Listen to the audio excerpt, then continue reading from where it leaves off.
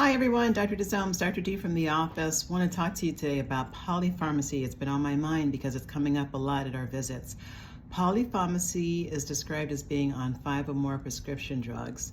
It is more common as you age, of course, because you're maybe on medications longer, and also as the number of chronic conditions you have increase.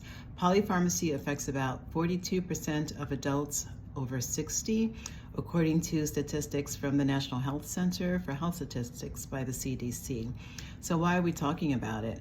Well, because the more medications you're on, especially if you don't really need to be on it, and if you've been on it for a long period of time, can be associated with poor outcomes, increased risk for drug interactions, and increased risk for side effects.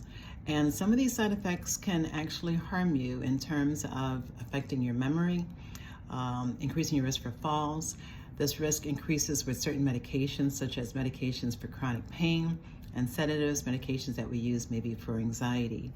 So what do we do? Well, when you come to your visits, it's quite important to make sure that you know what medications you're taking. We usually review your medications with you, but it's not a bad idea to ask your doctor, this medication that I'm taking, do I still need to take it?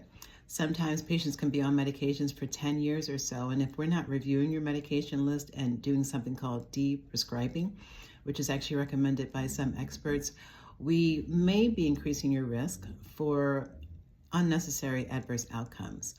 It's important to not only know what you're taking, but to know why you're taking it and how long do you need to take it.